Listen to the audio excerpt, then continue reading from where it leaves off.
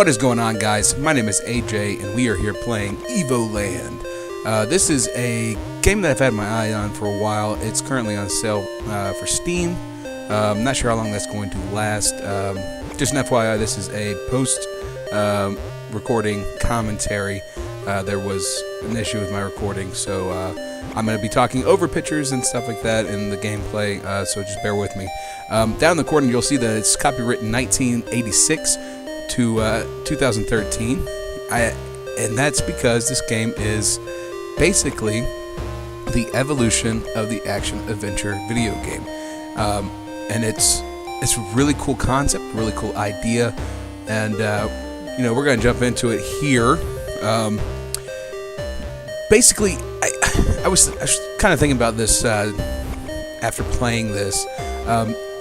This is really cool. I don't know if you guys have played some of the more classic games like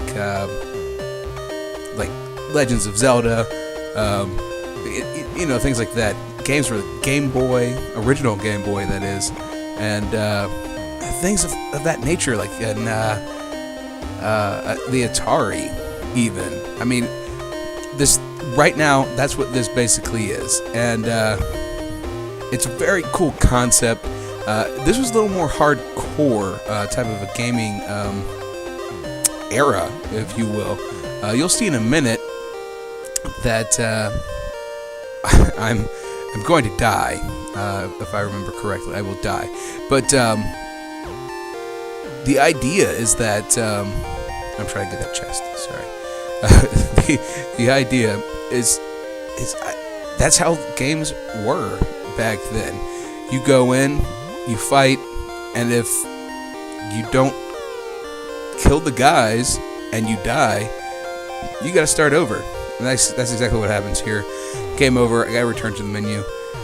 There's no save. Sorry about the cough there. Still got a cough. I've been sick forever. So, anyways, it's a very cool concept, a very cool idea. And I was thinking about this too. I don't know if developers originally decided that they were just going to mess with us. I don't feel like that's how games were back then.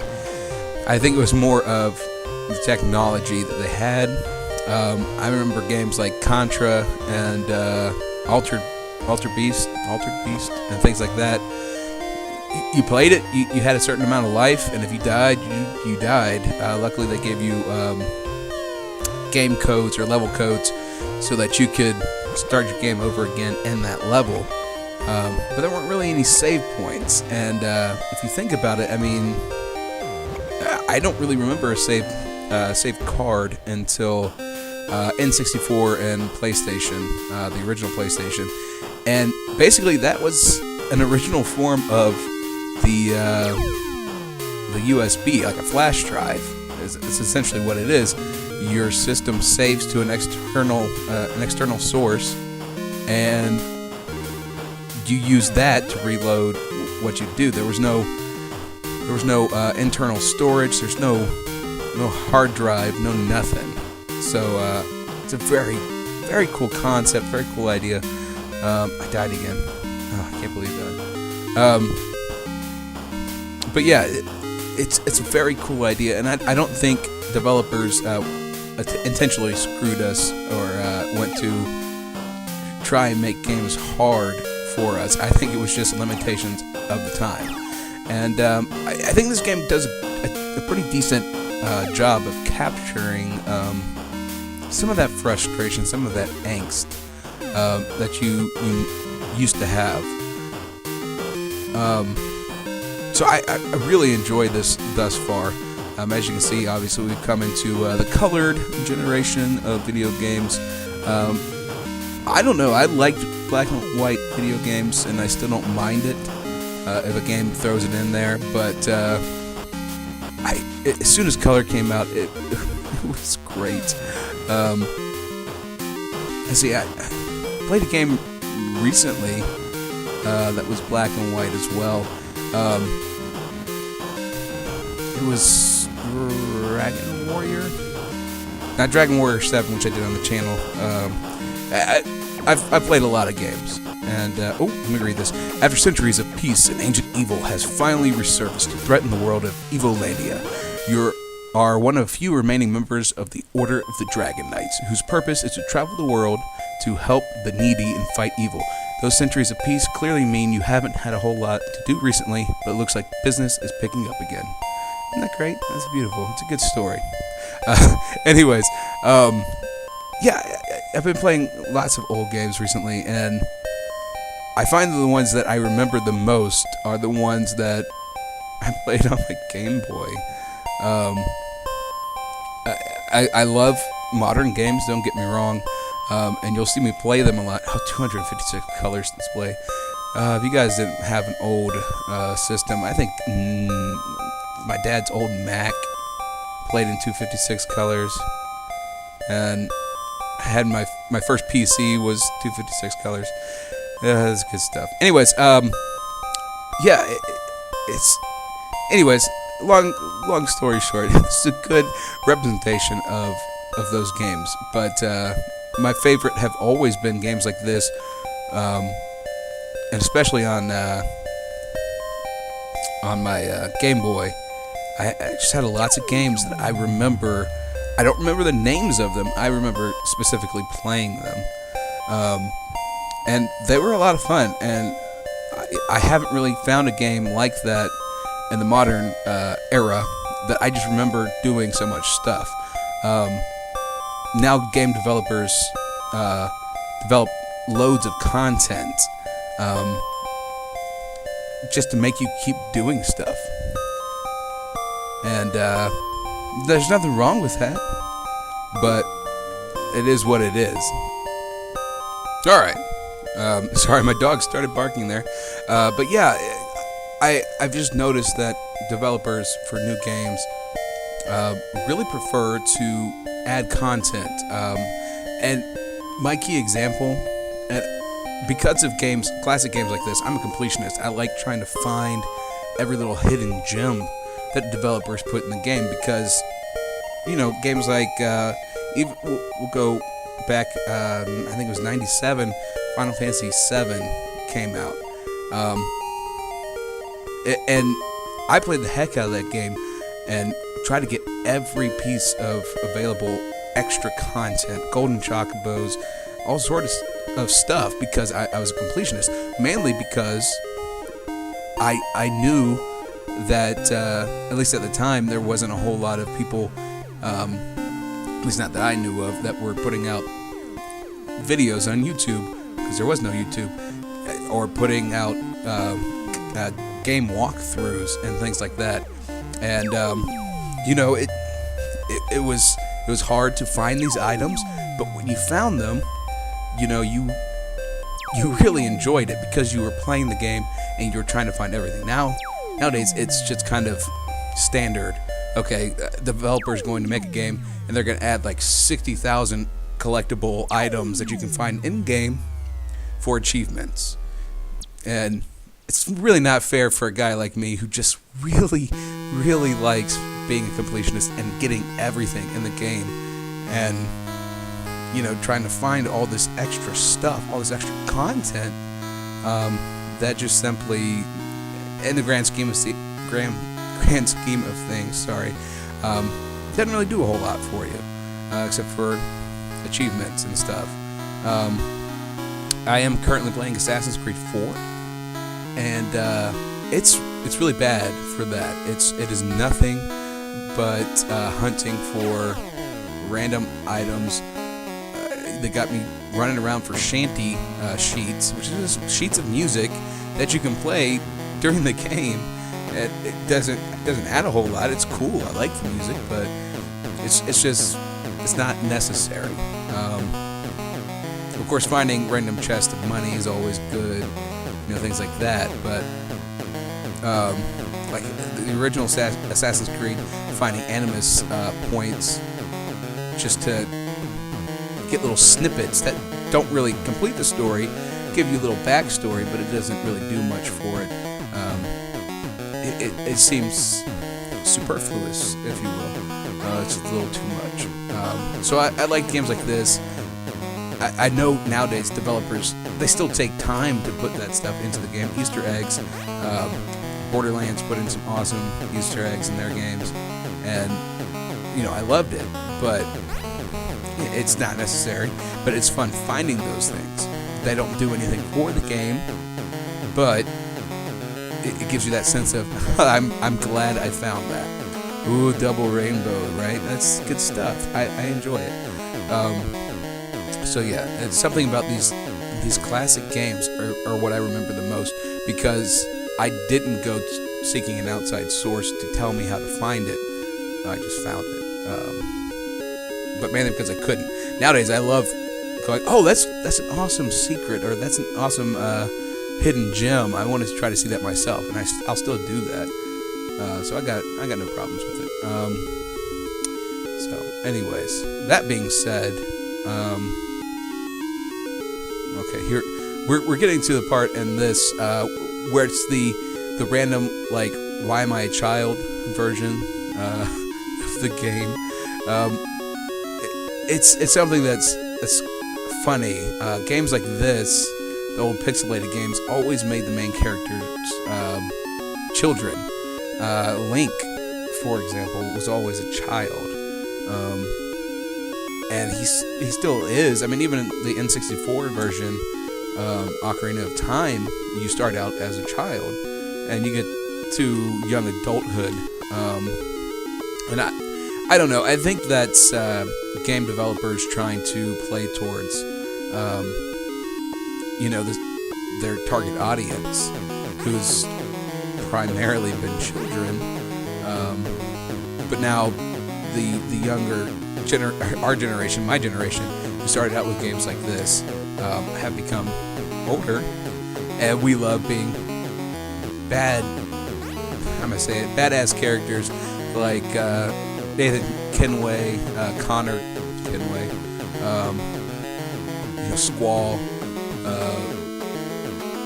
all sorts of other characters. It's sad that that's all I can think of. But those are the games I've been playing most recently: Final Fantasy VIII, and the Assassin's Creed series. How about? I don't even know if his name is Sam from Serious Sam, but yeah, that's a good example too. I mean, it's just we are that generation that's now playing these adult-style games, and the main characters have grown up.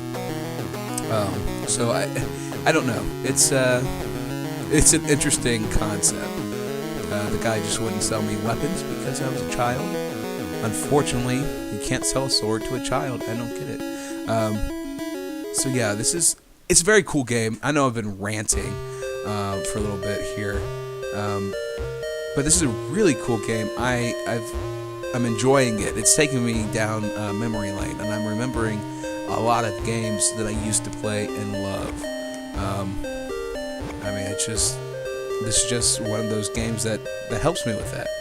And I've enjoyed it thus far. I have not beaten it yet. I am getting the sense that this game is short. I'm about to eat the seed that will make me an adult, or at least older, I guess. Nothing like a magical seed that makes you grow. So anyways, it's making me think about a lot of older games, and it's a good trip for people like me who have played a lot of games. I mean, my first system was an Atari, and not necessarily because the Atari came out when I was young. It was that my mom didn't want to go out and buy a Nintendo or a Sega when it came out. She called one of our friends, family friends, and said, "Hey, do you still have that Atari?" And she gave me that with a couple of games, and it was a lot of fun. I still enjoyed it. Pitfall is a great game if you guys haven't played it. Original Pong is super sweet. You can play that online. I know that's out there somewhere. There's just so many stupid games. I don't even know what game it is. I used to play a game on Atari that you were like a mosquito flying around and shooting things out of your sticker, if you will. It's really weird. But that was games back then, and it was simple concepts. I played on games successes like Galactica and things like that, arcade games, and tried to port them to a console, and it worked actually. I don't know. I enjoy it. This is fun though. I'm enjoying doing this game. If you haven't played some classic Atari games, some early Nintendo Mario, I mean not like Paper Mario or Mario N64 even. I mean original Mario Brothers, and games like that for the NES. You should probably look at this game. It's a good representation of action adventure games and how they have evolved. I honestly don't know how long this game is, but I played for this video is 29 minutes. I cut out some fighting that I did. I played for around 45 minutes, and I don't know. I feel like as far as the evolution of gaming has gone, I'm somewhere in the mid 90s, and not too far to go. I wonder if it's going to get good 3D graphics. I know I've seen some where it's like early 3D graphics and it looks ridiculous. It's cool, and this is a very good representation of said evolution of gaming. So you guys should definitely check it out. I'm letting it play. I'm trying to think of other stuff to talk about. I mean, it's a good game. It speaks for itself. I wish my original recording would have stayed fine and not been an issue. But it's hard to get my mixes right, simply because Fraps just records, and if a game is too loud but your voice isn't, it doesn't work out. And I tried to correct the audio for this, and unfortunately, it's either turn off the music or not, or have music up. Like, I couldn't figure out how to do anything else. So there it is. Yeah, you saw me buy the rare card. That's why I fought for so long. I was trying to get the money for that. I don't know what the cards do yet. I'm hoping to find out. I'm in a card hunting mood, especially since I started playing Final Fantasy VIII again. It's just, it was so much fun. I love it. Oh, here we go. This is good. This is classic. Like, you don't have an option if you don't pick this. The game won't progress, so you have to do this. That's always a fun adventure. It's a sign of a good adventure game is when they force you into something, because if you don't do it, there literally is no game anymore. So this is kind of an interesting take on that. Good idea, if you ask me, anyways. Thank you for saving me from those monsters. I need the crystal in the cave to save my hometown. Will you help me? I got no option. That's it. Forced choice. I like it.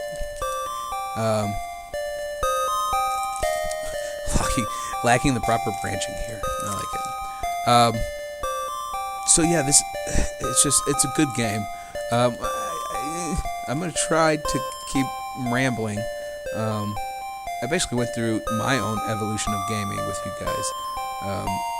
This is me showing you guys my completionist addiction.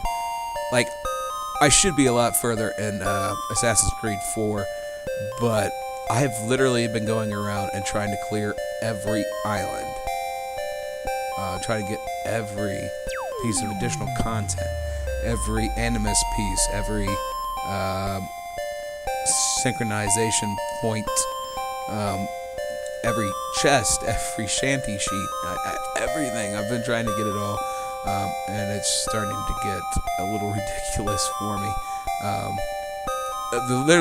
Literally, the past couple nights, I've been playing for 6 hours.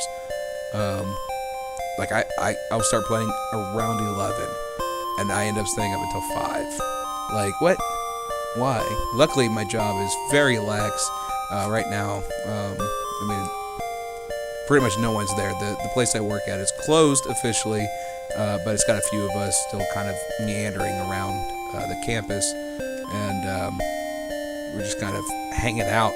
Really, I mean, there's nothing to do, so just kind of hang out. I don't need to be well rested for my job, so I've been playing a lot of that, and it's just my completionist addiction is killing me. I kind of just want to finish the game and then see if they do what Assassin's Creed is known for, and that is allowing me to continue playing after I complete the game. So I don't know. Anyways, that's neither here nor there. That has nothing to do with the evolution of action adventure games, though. Honestly, it's what we've come to. I guess it does have something to do with evolution. Then that's definitely what video games have evolved to is something like that. Quick action. You can play as much or as little as you want to complete the story, and that's what this is. But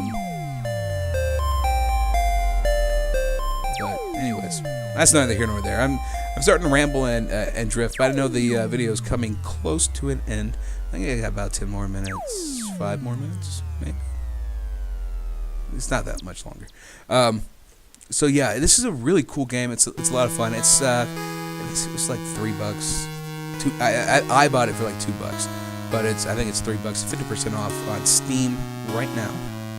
And that probably will end sometime today, which is January the 2nd.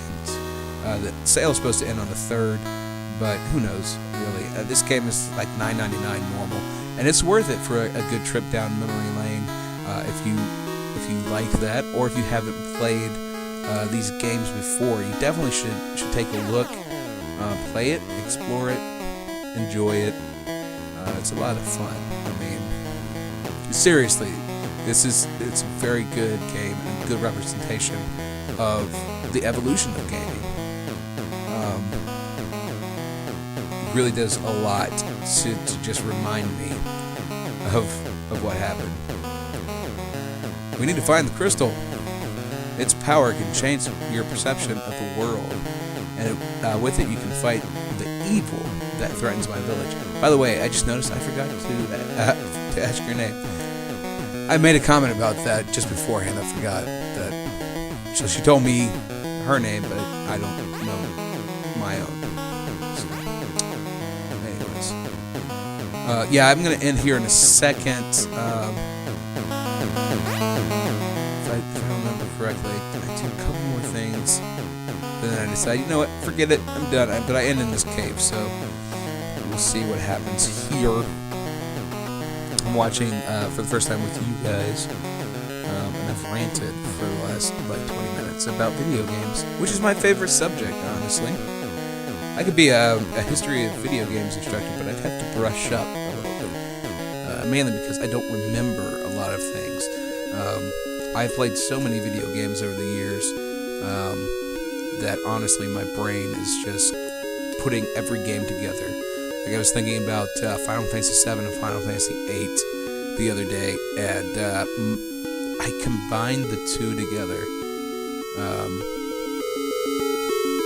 I was thinking of Squall and Laguna, which I mean honestly is a fair mistake. Squall and Laguna, and then you have Cloud, and I think his name was Zack. I think. Both soldiers.